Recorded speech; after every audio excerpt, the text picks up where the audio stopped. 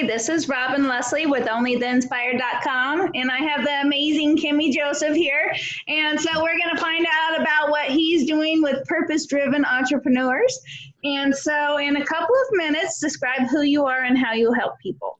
A couple of minutes. My name is Kemi Joseph. I'm the founder of F.E.A.R.S Advantage, and we help entrepreneurs take the number one thing that's holding them back and actually use it to help them develop infinite wealth. And I know you're asking, like, is the number one thing holding us back? Is that lack of clients? Nope. Not lack of leads, lack of resources. Nope. The number one thing holding us back is our response to fears. And the wild thing right now, so many people will tell you that you have to overcome your fears. You have to push through. And you can overcome your obstacles, your challenges. You can overcome all those difficulties that are outside of you. Yeah. But your fears are inside of you for a reason. And there's many entrepreneurs who are just spending their time running around and wasting time and effort in here trying to overcome their fears. That fight or flight leaves us feeling either unsuccessful and stuck or successful and unfulfilled. I felt both of those. And so I wanted to figure out, how can I help entrepreneurs actually use fears to fuel extraordinary actions, relationships, and systems in their business. That's what F.E.A.R.S stands for. Fuel extraordinary action, relationships, and systems. And that's been an incredible thing to be helping entrepreneurs on this pathway, giving them a roadmap to infinite wealth. So I think that's like 2 minutes of who I am, what I do. I think there you go. I said a few minutes. We're good. I like the conversation. So a lot of people, yes, and you hear that all the time, push through your fears. But then I've also heard lean into your fears. Yeah, and use it to fuel you. Yes, I love that. Yeah, because some people have acronyms of fear of like forget everything and run. I'm like, oh, that's intense. Or they say like face everything and rise. I'm like, oh, or false evidence appearing real. I'm like, yeah, it's like maybe it's false, but it feels real, man. It feels feels real. It feels real. It's distracting as if it's real. And so I think it's this balance of understanding what is false about the fears that we have, and when we feel that sense of fear, that energy that's being let out in our body can actually be a powerful thing if we understand how to channel it properly. And that's what I've been helping folks do, is to channel it in a way that helps them to not only grow their income, but also grow their impact. Oh, I love that. And sometimes you don't know what the fear is. You realize you're stuck. And is it fear of failure, or is it fear of success? Yeah. Or both? And then you wonder, why would I be afraid of success? But a lot of people are. And so, and I've been there several times where it stops you in your tracks. It's like, I know exactly what I need to do, and I just flat am not doing it because I'm afraid of something.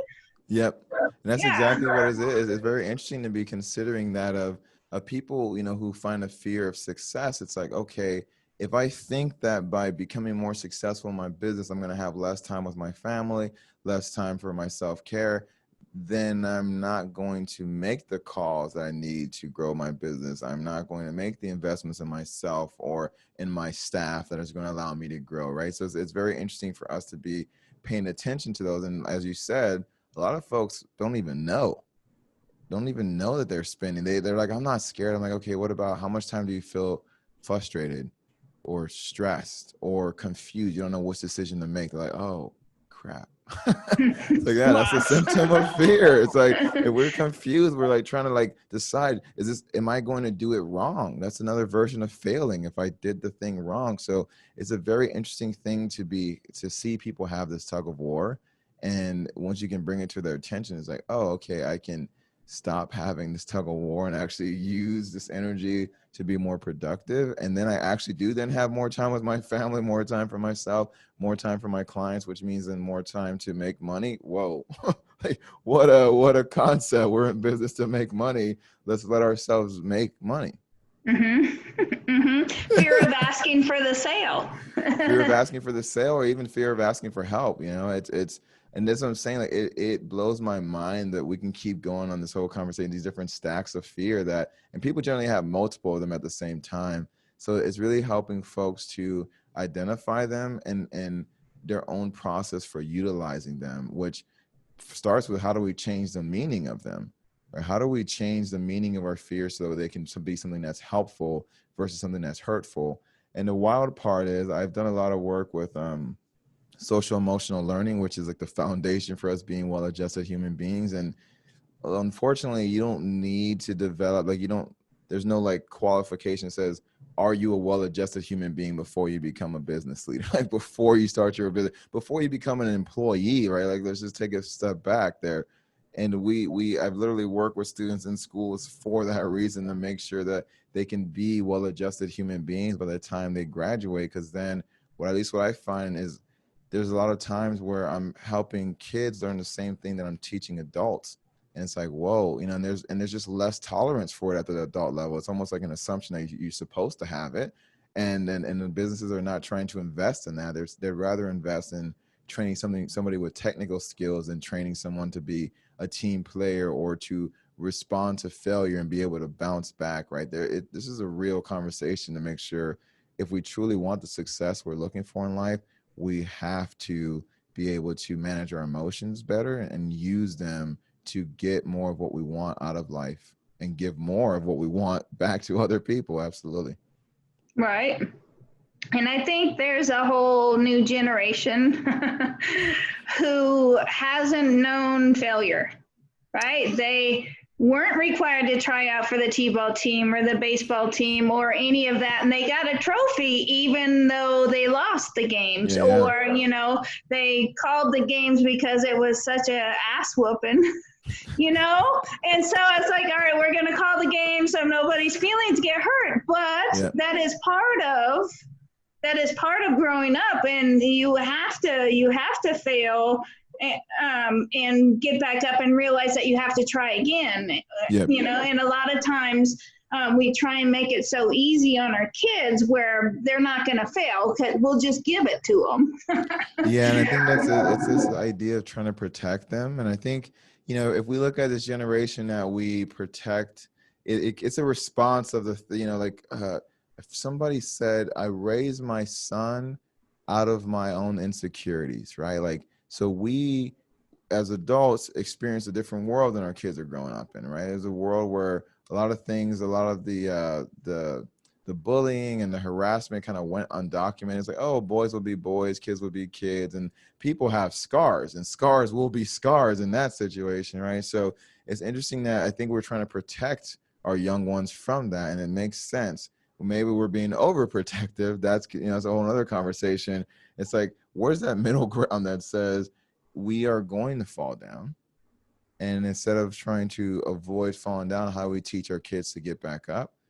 How do we teach our kids to deal with loss, whether it's a loss of a loved one, or some of them we're seeing, like you're describing, like a loss of a game sends them over the edge, right? Or some kids, it's like getting a bad grade sends them, like getting a B is the same thing as getting an F for them. And we're seeing this even in working with employees and CEOs, where it's like, you get rejected and the sale doesn't go through. So we have our self-esteem attached to the sale. And it's like, okay, if I make the sale, it must be great. It must be awesome. If I don't make the sale, it must be terrible. It's like, whoa, you want to ride that roller coaster every time trying to make a sale? What if that's not the case? I don't want to ride that roller coaster. I want to Right. feel that my worthiness is not attached to the growth or the decline of my business, that I can be worthy. And this came out of, I actually had to close a business before COVID happened. I think a lot of people went through this experience when COVID happened, and where you have to close a business. And when I closed my business, it felt like I had failed. It felt like the business was an extension of me. So I had failed. And it took me maybe about a year and a half to realize that a business can fail doesn't mean that I'm a failure. Like I am not the business, because I can continue on and grow and create other new businesses, especially when they say only 1 out of 10 businesses even make it. It's like, wait a minute. If I keep on thinking that I'm the business and the business fails, I fail, then I'm never going to create the 10 that become the foundation for the one that succeeds, right? And it's this conversation that says, especially when we're talking to business owners, business leaders, that we have to separate ourselves from the business. So then the business, the product, the workshops, the trainings, whatever we're creating could not be good enough, but we can tweak it and work it and make sure it gets better because we're coming from a place of knowing that we're good enough and we're capable to address whatever needs to be improved in this situation. That's awesome. I like that. So I get so fired up, man. So no, that's good. And fear is something we all deal with. And so I love that you're talking about it and how to not just pretend it's not there and push through anyways, where you actually use it to fuel you. Yeah. So it's like if you're trying to pretend like it's not there, it's like pushing the gas and the brake at the same time.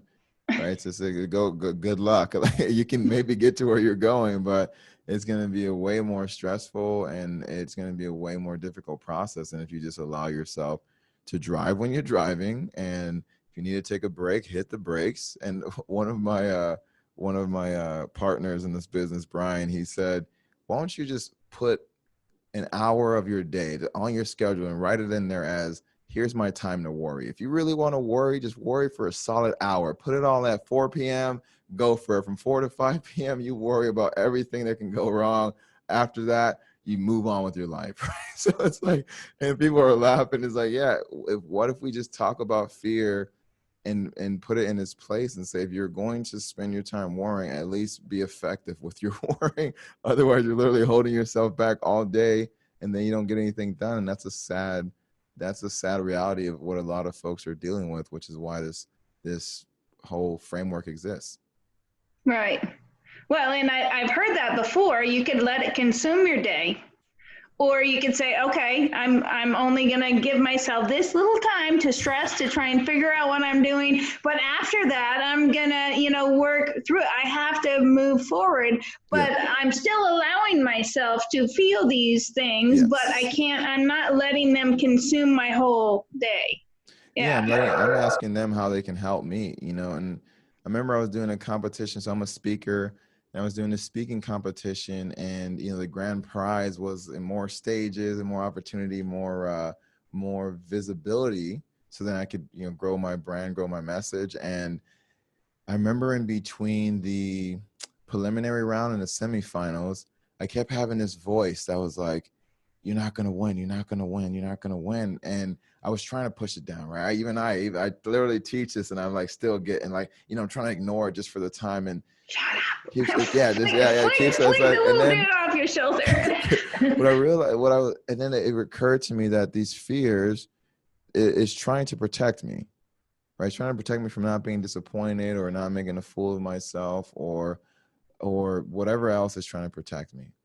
And so I just stopped for a moment and asked, how can you protect me in a different way?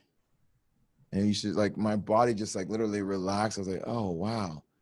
Right. So then I focused my energy on, I need to prepare more. Let me keep rehearsing. Let me go for a walk. Let me cool down my room. Let me set up the ideal conditions. So when I was fighting it, I was trying to ignore it. I wasn't really hearing what it was trying to say, which was, hey, what if we don't win? How do we take care of ourselves if we don't win? And I didn't win that competition. So the fear is technically right. I was not going to win. But by having that conversation with myself, I was able to go into the next round much more myself. And then when I heard the news, I was able to take it immediately and put it into action into what has now become a solid relationship with the people who are running that competition, as well as everybody else who was involved in it. So, but I know if I hadn't had that conversation with myself, I would have just been even more defeated right after the news and just not been able to capitalize on the opportunity that was still in front of me. That's a great perspective. And how can you help me in a different way? That's an amazing question. I'm not, turning away your help, but let's do it in a different way. One that's not going to defeat me before I get defeated. I mean, this is what I'm saying. It's that sense of relief is huge. I mean, it's priceless.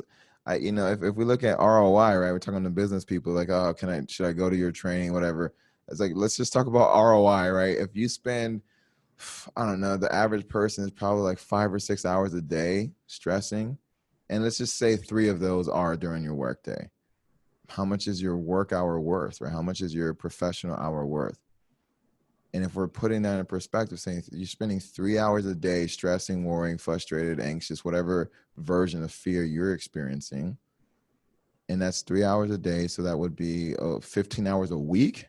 I'm not going to go to the month and calculate all this stuff, but just imagine if you reclaim that. Imagine if you just, even if it was just on it, if you went from 3 hours of stressing, worrying, frustrated, anxiety, confusion, down to even just 1 hour a day, or 30 minutes, or 0 hours. Like, how much would that be worth to you?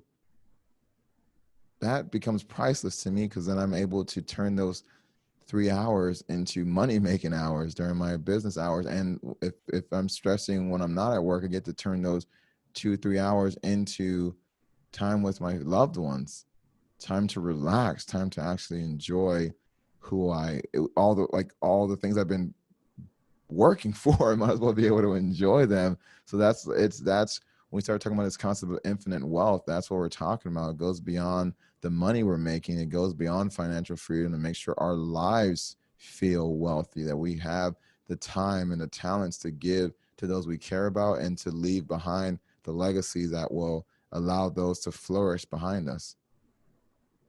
Yes, you're absolutely right. So how did you get started in this business? What event or series of events helped you to create the F.E.A.R.S advantage?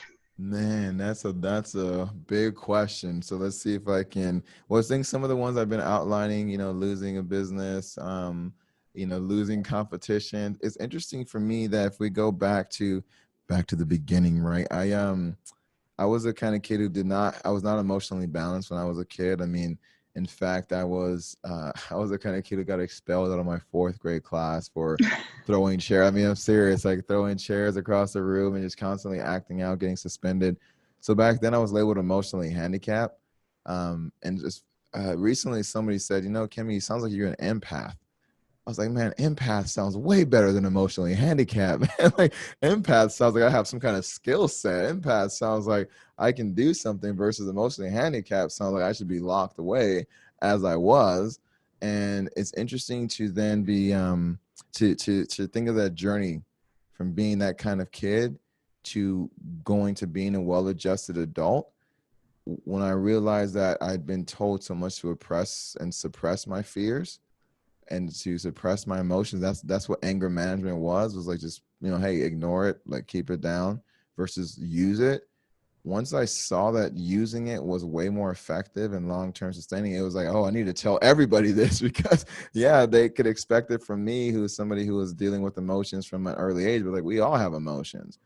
And I was getting in trouble for it, but there's some people who they're quietly brewing and dealing with difficulty. And then there's things like suicide that happen. There's things where people make, like we were talking about before, make a huge mistake because they blow up on somebody else, or they do something that ends up traumatizing their life or stopping their whole business, or just being terrible business owners, right?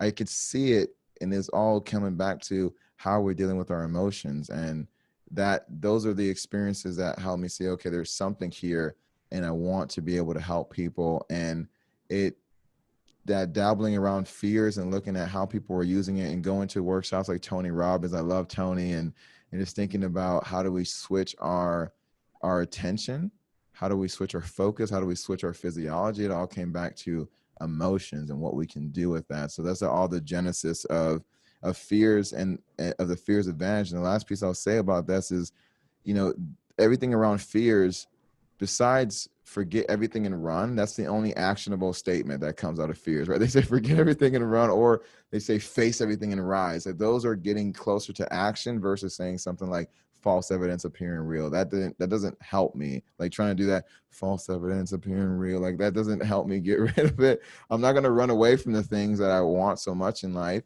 And I'm not going to necessarily fight every single fear to rise. Like, that seems like that's going to be a lot of work and stress. So I was looking for something else, and thinking through that terminology of a acronym is what helped to create F.E.A.R.S as the F.E.A.R.S advantage to fuel extraordinary actions, relationships, and systems. That felt like an action plan. That felt like a holistic framework for both life and business. Mm-hmm. Yeah, and I love it. I don't think a lot of people are talking about it, but yeah, and you can have a system, a process to do that. And I like also what you said about your fear is there to protect you. There is a good reason for the fear, Yeah. whether it's valid or not, that its intention is to protect you. Yes. Yeah. Yes. So describe your ultimate vision for your business. Oh, describe the ultimate vision. Okay, Ultimate. that's like the well, it's great because we ask folks to do this all the time of envisioning their business. Again, I look up to someone like Tony Robbins, and we were talking about him and our experience on the previous video. And I think about someone like him who he is someone who epitomizes infinite wealth. And again, when we talk about it as infinite wealth, as his impact will be infinite on this planet, right? Like there's times where I just like watch the video from him and like 3 minutes and I'm like, great, I got exactly what I needed, and I can go about my day. I'm all pumped up, and I wouldn't say I'll never meet him. Maybe I'll never meet him. Tony, if you're hearing this, I want to meet you, man. But the Me point too. yeah, the point being for me of a business that is incredibly focused on service, right? Making sure that anytime somebody hears me, that it's a value, that every time I speak, it's a gift to the person who's listening. That's the seeds of it, and then being able to make the impact where people can truly feel transformed. So our workshops, our presentations, our classes, our courses online, all those things help people to transform their lives. And then when I think about the biggest vision of all this, it's saying that when I eventually pass away, that yes, my life is finite, but that the business that I built also helps to continue to fund the lives for the employees that continue on with it, and helps to I mean, I have 9 siblings and about 15 nieces and nephews right now. It's not even my own kids, right? Wow. It's like I just think about being able to take care of them for a lifetime, like totally flip the script on my family trajectory. And we all came from Haiti. That's where my parents are from. So it's this idea of really of shifting the whole trajectory of my family. Like those are the things that brighten up my spirit, and being able to donate to all the causes that I want, because I have more money than I could ever handle or ever use in my lifetime. And that's where, so when you ask about this grand vision, it would say, as I help other entrepreneurs create infinite wealth, that I create it for myself at the highest level that I can before I'm gone, and leave that machine kind of running, so that way continues to fuel itself for everyone who comes after me. Well, and it's not only the legacy for your family, it's the legacy for each one of those entrepreneurs. So it could be generation after generation because of you. And yes, I love that. I Yeah. love that. You're giving well beyond you, and Yeah. that's beautiful. It's been awesome to So, help people create their courses and create their businesses, create like step up as speakers, because that's when I really feel it, is when I see one of them on stage or on a live stream, and I'm like, wait, they're there because we helped them get there. It's just like, yeah, like, they're reaching a group that I couldn't reach, or that wouldn't even hear me. And it's like so awesome to just know so many have done that for me, that I can now do that for others. So I feel like I'm part of the human race. I'm just passing the baton, and letting other people run their races as well. So yeah, this lights me up. I've been on so many calls today that this is just like, just talking about this is brightening my spirit. So you're seeing me smile more and more. So thank you yay, for asking the big questions, for sure. nice. And talking about, yeah, fear of speaking, that's the second biggest fear next to death. Well, I think depending on who you talk to is number one. It's like it's it. And I think it's because, at least in death, we don't have to deal with the criticism or anything that people will say about us. When we're putting ourselves out there and we're speaking, it's a vulnerable space. And this is what I'm saying. Like, most of us will only um, push through or try to overcome our fears when there's something important on the other side. And this is the reason I've been working with purpose-driven entrepreneurs, is people who have a purpose that's bigger than their lives. Like, these are social entrepreneurs who want to do something beyond make money, because they're willing to look at their fears as friends on their journey and say, I gotta stop wasting time trying to fight up here, and truly allow that to be like a jetpack. We use the jetpack metaphor. Like, what if you took it off of your chest, right? Sometimes when we have fear, people say they have panic attacks or they can't breathe. It's like something's on their chest. Let's take that and put it on our back and say, yeah, now I have the jetpack. I can go for it. And I can go forward. I can go faster than I ever thought when I stopped trying to put the brakes and the gas on at the same time. I love that metaphor. That's awesome. So what beliefs do you have that set you apart from your competition? And I'm much more of a collaboration than a competition. And I don't hear a lot of people talking about fear. So, but what do you think sets you apart? What do I think sets me apart? Well, as my beliefs here. Well, I think the belief, for one, that we can't overcome fear, we're supposed to use it instead. Like that right there. Most people, when they talk about fear, they talk about powering through it. So for sure that. I think also just this holistic approach. I think that the reason we call it fear is like, if you talk about fuel as emotions, right? Some people are way over here with emotions. They're very emotion driven. And then systems is on the far other side, right? So some people will say, I'm so systems driven that my business is operating, but I don't feel the enjoyment. So we actually bring the whole thing together. That's one thing I haven't seen, where it's like you can have the emotion that's going to drive your fulfillment and your excitement for life, and you have systems in place that take care of you when you don't feel like it. Or we even talk about like systems like life insurance and things that take care of you whenever you are not able to be around or not be able to take care of yourself. So it's like it's going from the super like impractical, sometimes our emotions are impractical, to the practical. Let's bring those things together in this conversation. And I think for sure that's a belief for me around like teaching the whole person is something that I know that many people are talking about, and that comes from my years in education as well. Is let's teach the whole person. Let's teach the whole entrepreneur, so that way they're a well-adjusted human being that contributes to the wellness and the expansion of both themselves and their employees and the communities they get to impact. Oh, that's awesome. That's awesome. Yeah, if you're emotional driven and you say, I'm just in a crappy mood, I'm going to put off all the stuff that I've planned on doing. I've done that so many times because I don't have the systems.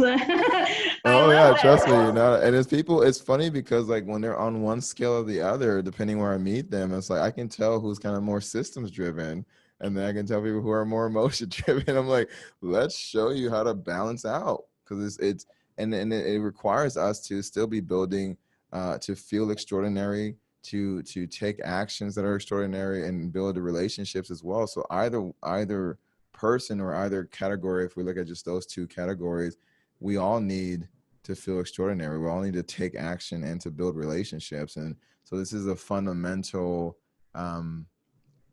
philosophy. So if you ask me what other things that set me apart in belief systems, is saying I have whole confidence in what I'm doing in terms of being able to work with anyone. And I've worked with people who make more money than me, people who make way less. And it's like the situation is still the same.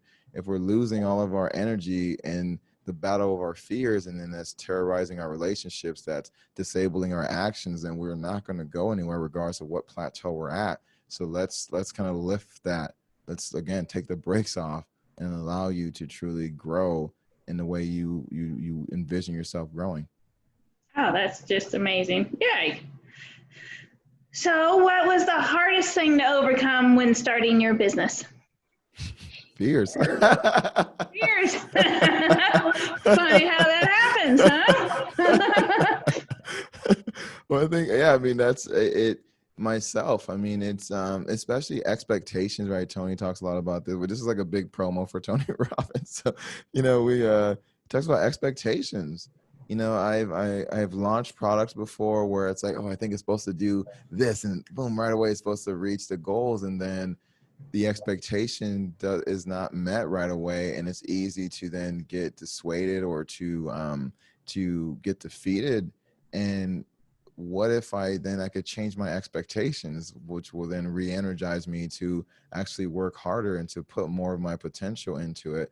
And so I think it certainly was my fears that held me back from actually being as successful as I could have been in my previous business. And then so that's why it was good that I saw closing that business. Again, it felt like a failure in the beginning, but I was like, oh, because I made that decision, that was one of the most successful decisions I made, is like seeing when something was not working and deciding to do something else.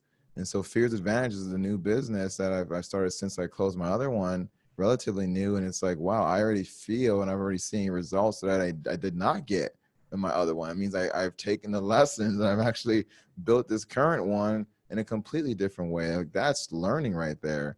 You know, people have a fear of getting things wrong.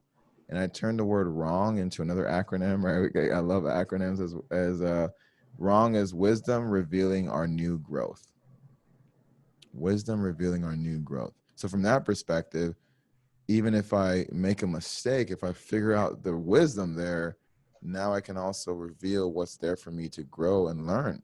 And then I'm like, all right, great, I got the lesson. I can keep rolling, versus some people who keep having the same problem and they never learn the lesson, then they feel like a failure. I don't feel like a failure. I feel like somebody who figured it out, and now I'm on my way to greater success. Yeah, well, and things didn't work out, but you learned from that, and now you're doing something different. Absolutely. Yeah. So here's a big question I ask everybody, Let's because go. some people have it, some people don't.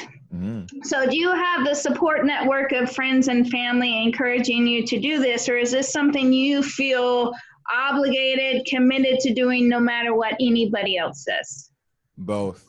It's you know, it's interesting so I'm dating now, and it's interesting to just know that my first love will always be my business. You know, it's kind of like this idea. It's more that the business is a vehicle to my dream, right? And it's, when you talk about that big dream that I have, it's like that's regardless of what business takes me there, that's the dream that I'll keep on pursuing, right? And it's so people who know me know that, like, that vision is so powerful in me that I'll never let that go.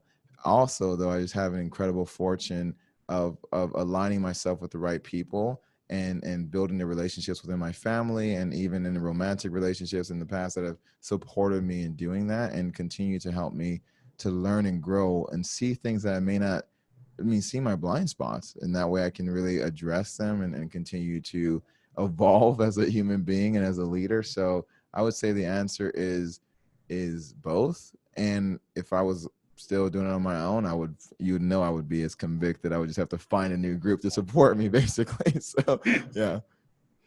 Thank you very much. Yeah, and if you don't have it at home, go find it. Yeah, and I think that's what, going back to asking for help. Somebody recently asked me to join their business endeavor, and I told them that I can help them set it up, but I wasn't really interested in becoming a partner. And I could feel how that was defeating to her. And it was sad to me to think that she was going to stop her dream just because I said, and I didn't fully say no. I just said, I'm not in a position to be a partner, right? It's just like, I'll help you set it up. I think she heard the no, and I could, I've been coaching people for a while, so I could hear and see when someone's energy is dropping, right? So I heard her defeat, and sometimes I want to be able to save people and be like, oh, oh no, but let me backtrack and try to help. It's like, no, I told you that I can help. What are you hearing when I say that? I did say I can help. And please go and reach out. Keep asking more people, right? Keep asking more people, because then you'll find the right folks who will become your champions. And that, I think about all these authors who had to be rejected. I think Jack Canfield, who wrote Chicken Soup for the Soul, right? I think he was rejected over 100 and something times. Like, it was insane to think about. Okay, he could have stopped at the first one, right? A lot of us would stop at the first one. But what would guide people to actually reach for help on the other side? I think it's again having a vision of what else is possible, reaching out to people who believe in that vision, or even believe in you more than your vision, right? It's okay that some people can't see your vision. Find people who at least believe in you, because then they know that your vision, even if it's wild, that you will get some version of it done. Like, that's a powerful community to have, even if they can't see exactly what you want to create. As long as they believe that your conviction to this vision will fuel you to creating it, poof, that's a powerful place to be, and that's a powerful reason to ask for help, for sure. Right. Well, and if you know that it's your mission in life, it's not going to go away. And if it does, then possibly a part of you goes with it. And this is, and I appreciate you bringing that full circle, because when you ask about what is it that stopped me, it's the fears. And I think there's a lot of people are feeling that. Like we start to try to numb that, right? When we feel a calling and we're like, oh, I can't, I'm afraid of failure. I'm afraid of being rejected. I'm afraid of actually succeeding. If I let those voices become louder than my own, I start to then try to, maybe even drink or numb myself with other types of drugs, or I feel the calling and I try to ignore it. So I go get a regular job or whatever. And then I'm just an unhappy person because I'm not feeling fulfilled. And that's the part that's crazy. It's saying it's actually, to me, scarier to live an unfulfilled life than to go all in and fail. Because as long as I see that wisdom, that being wrong is wisdom revealing my new growth, like I can find something to learn from it and something else to try. And it's so anybody who's listening, who's on that fence, I'm not telling you just like quit your job and throw things away. It's like, be strategic. That's why systems exist, right? Listen to your emotions. If something is calling you to serve, if there's a purpose inside of you that you're not living right now, give it a shot. Live it, even a little bit.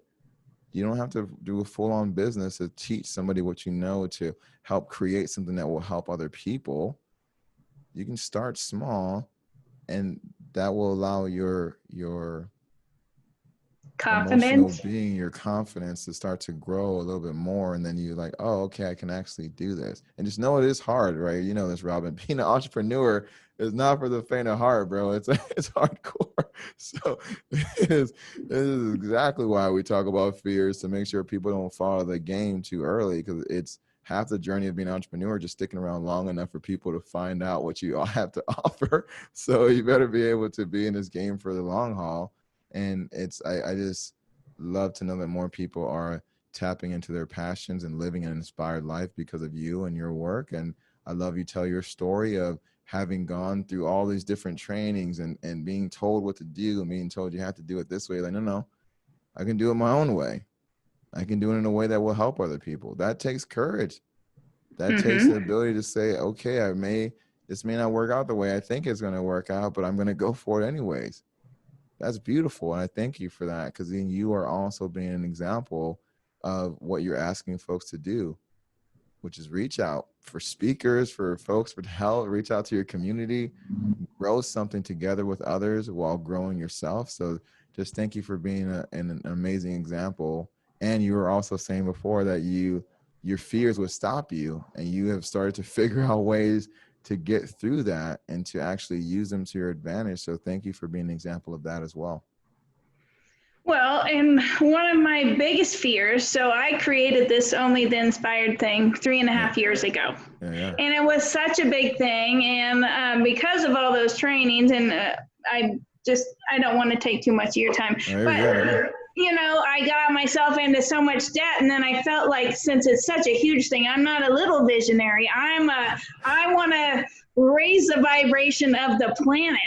It's so big. And then my life took me in a few different directions, and I got together with my fiance and moved a couple times, and I unplugged. I really needed to unplug for a couple of years. I was just pushing myself so hard. But my biggest fear is, if I don't ever do this, that my mission, my purpose in life is going to go away, and I will forever be unsatisfied.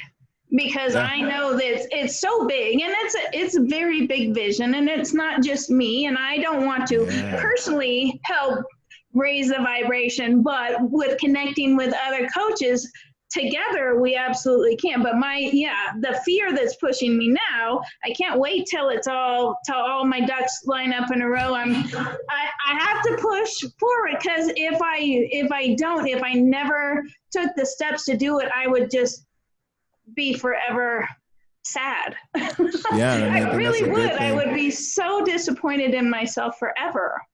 And this is what I'm saying, is like that I have that same fear. I mean, that fear of being disappointed, that fear of not being fulfilled, the fear of not doing what I know I'm capable of.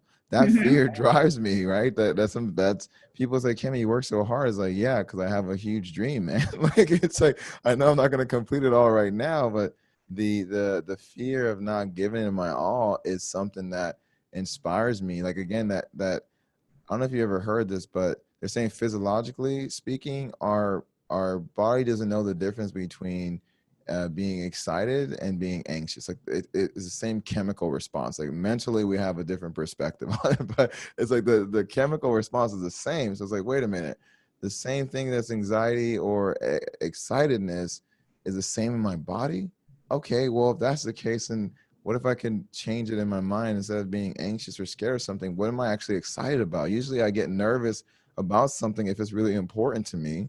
So I'm like, okay, what if the fear of not achieving my dream is so big, that means that that is really important to me. So what if I turn that into excitement to actually live my dream, to like to be doing it, to be creating something that is so powerful. And it recently, I was talking to someone about deadlines, and I don't know about you, but like I've been having so many deadlines lately that I literally arrive to them dead. I'm like, oh, I'm already done. I'm toasted. It's like, what if we switch our language around this? So one of the things I teach all the time is flip the script. So I'm calling them deadlines, but what if I turn them into lifelines? Because going back to systems, I put a time on something, so I start to work towards it progressively and I get there. But if I'm so stressed about it, if I want to change my perception of it, I'm like, oh, maybe I need to change other things around in my schedule so that way I can actually meet this deadline versus allowing these other random things to be a part of my that are blocking me from seeing it. So the deadlines become something that is helping me. Then I figure out who can I ask for help because this deadline is coming. Like I actually want to make it possible to reach this goal. And then I start to take the actions that go towards it. So it's like, whoa, these things that we use all the time, these deadlines are creating so much more stress. But I want to help people see them as a lifeline. So they get there, they hit a milestone and like, yeah, we made it. Let's go to the next one versus, oh my God, we made it. Dang it, there's a next one. I'm so tired. I'm so tired. So it is possible if we just start to switch how we talk about these things and what they mean to us. It changes our energy in our body and also changes our actions. It changes our relationships. It changes the systems we put in place. And I'm glad that we're talking about all these different examples. So people, even as they're listening to this can be a gift to them to just take away these small pieces and start to implement it in their lives. Mm-hmm. So I did hear about the anxiety or the fear versus excitement. And it was somebody is like every time before I go on stage, I get this feeling in my body and I throw up and I'm so scared to death to go on stage. And then they end up talking to some other speaker who's just amazing on stage. It's like, how do you prepare? It's like, well, I feel all this in my body and I throw up. But he's coming from it from the excitement, it's the same exact physical response as the fear, as the excitement. And so that just little shift in perception is what helped that person. I can't remember where I heard that, but yes. Yeah, but I think I mean, that makes sense, right? I mean, people ask me if I get nervous. I'm like, absolutely. Absolutely. I mean, that nervousness again reminds me that whatever I'm about to do is important to me. So I want to stay sharp and focused, right? Like my body's like on alert, like I'm in my zone. And I just I just want people to have a better relationship with their emotions and that way they can actually have a better relationship with their life. That's awesome. So what is your favorite thing about your business? And I know you have another appointment coming up here, so I have just a couple. This is my favorite part right here is connecting with folks and sharing ideas. Like I just love seeing people get a win, like love seeing people get an epiphany, whether it's from me or anybody else or on my team, like just to see that happen. And then they're like, whoa, and sometimes I forget things, right, that I know so well. I'm teaching it, and I just see someone like have like their mind explode. I'm like, yeah. That's my favorite thing is helping folks to learn something that will help them thrive. So truly, it's helping people thrive. And I know sometimes I don't get to see the full experience of them thriving, but helping them get those seeds or even water the seeds that they already have, man, that really lightens my spirit. Yay. Yay. So what inspires you? What are you passionate about? And it doesn't have to be business wise. Yeah.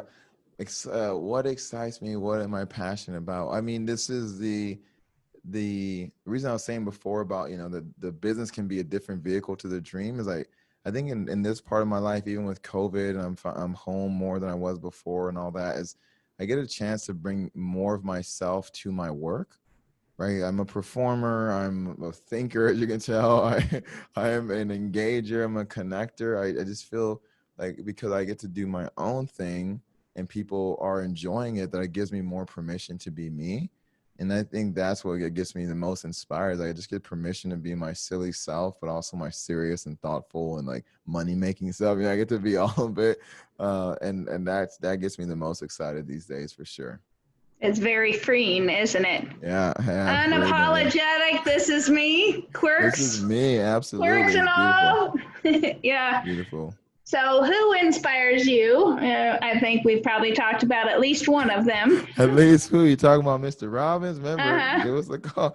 I think it's in general, if I were to look at the who's as the people, right? Because there's so many I could list. I mean, for example, you, like I told you, like you're creating this, it's people who do something about what they want to dream, like dreamers and doers, like the people who are practical dreamers.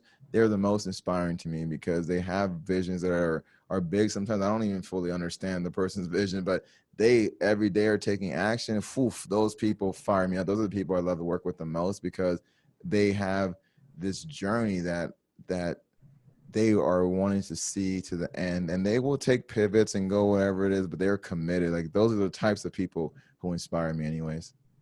Love that. All right, so my last question before we talk about your giveaway. Yeah. And you got a few minutes.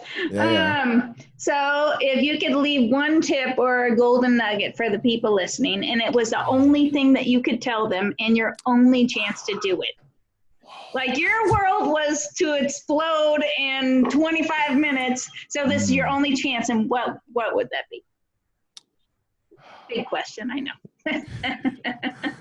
Well, I would say that one, I love you. All right, this is the last message that we could talk about. It'd be, I love you and thank you for being you.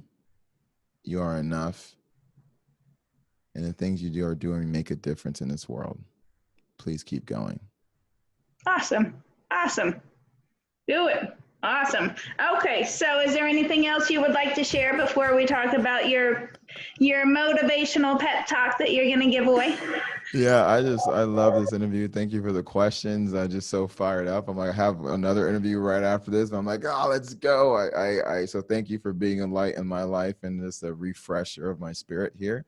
And that's what I do for others who come to work with me. So if y'all are enjoying just the talk here, please come and work with me, and that you will feel that more when it's in person or virtual, however we're doing it. But just inviting folks to continue that journey beyond this conversation. Yay! Thank you. Okay, so the same link that we gave before. Kemi is giving away a motivational pep talk to stay in the game. And so sometimes we could get very, very distracted, going through the motions, or if your emotions take over, here's a little pep talk to get you back in the game. So go to serve, SERVE .F.E.A.R.S, F.E.A.R.S, advantage, ADVANTAGE.com.